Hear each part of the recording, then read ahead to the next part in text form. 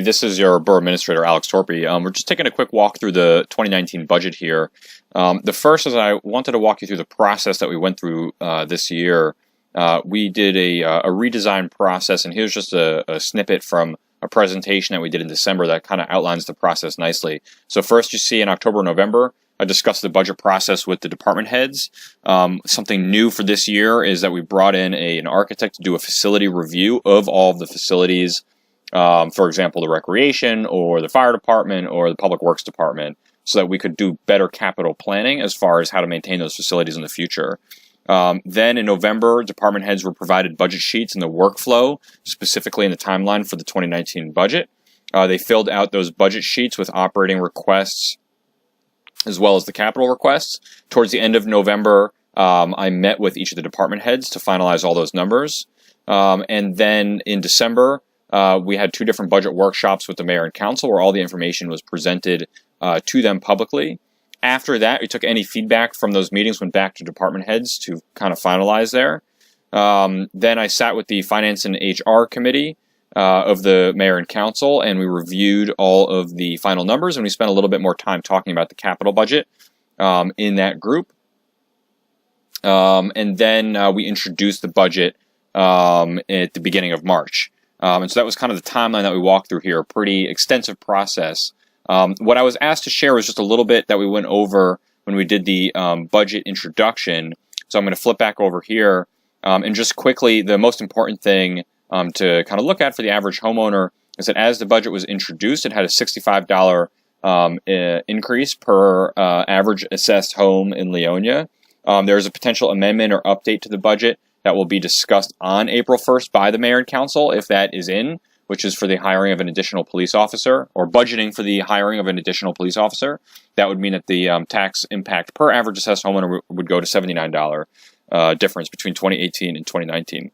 That was brought significantly down. We were able to use, as you can see on the next page, we saw a significant surplus regeneration, and we were able to use some of that to pay down one-time capital costs, for example, from for the new municipal building and for capital spending over the last couple of years. We were able to bring what would have been a much higher increase in 2019, somewhere in the $300 to $400 per average assessed homeowner range, way down by the use of a couple different things kind of internally here. We were able to retain our AA bond rating, which we were really happy about, and all the spending is well under the 2.5% cap that the state mandates. So this presentation is available on the website if you want to go through it. The most important thing that we spent a little bit of time discussing in the mayor and council was first looking at the operating highlights, which was for non-union employees. We did a 2% increase for the staff. Cost of living kind of increase. That's pretty typical. All the other expenses were presented on December 1st and 15th with the mayor and council, as mostly minor changes to small operating lines. And the statutory costs at this point are basically finalized. And the surplus, we did find that we had this significant regeneration, which really helped us out this year to help bring the to help pay down one-time costs for this year. So the capital highlights is this includes $3 million of capital spending plus $10 million for a new building. This is by far the most thorough capital planning we've ever done in the borough before.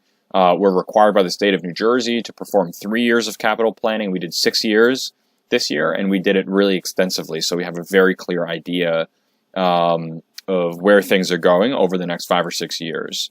And capital is one of the areas where the mayor and council, the borough, have discretion, whereas a lot of the other costs are sort of built in, and it's actually very difficult to make much of a difference there. So we spent a little bit of time this year, more time than in past years, talking about the impact of borrowing, and that what the financial team and myself have come up with is that there is sort of a sustainable level of borrowing that could be achieved, which is about $1 million per year. And based on the schedule of how debt comes online, how the repayments work, how it comes offline when it's done being paid for, and the payments on principal and interest, that basically where we're at, if we borrow $1 million a year, we can do that sustainably without raising taxes. Anything more than that is likely going to require a tax increase. So we looked at, for example, we took the last couple of years. Last year it was $1 million was put aside to do road resurfacing this year to help with the tax increases that would have happened. We took that $1 million and spreading it out over the next 3 years to do a number of roads, still get a number of roads done, but also limit borrowing any new money. And what you can see here is what it would cost if we were to continue on a spending path that's sort of outlined here. And so it doesn't seem expensive for the first couple of years, and then when you start paying off the principal and interest, it gets way more expensive very quickly. The same goes for the cost of the turf field, which is a conversation that the mayor and council had this year, is that you can see at the beginning it doesn't really seem like that great of a cost per homeowner. It's only about $10. And after you start having to pay off the principal and the interest, it goes up to about $50. So this is something that did get included in the budget this year, and it was just worth having a really detailed conversation about what the cost really looked like. Additionally, we built 2 different models. One in the blue was capital spending at the current levels, and red was capital spending at the $1 million levels. So you could sort of see one is more sustainable than the other.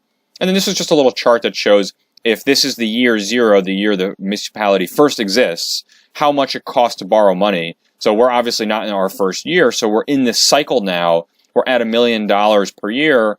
The cost per homeowner is actually staying basically level, which is important to think about, and an important conversation that we had. And here we had a couple next steps and some recommendations from the administration and the financial team. And then at the end, we had the next steps, which is ultimately leading up to the public hearing and adoption on April 1st. And then the bond ordinances on these dates here. And so those authorize all the capital spending. Hopefully this has been a helpful explanation of some of the things that we've discussed this year.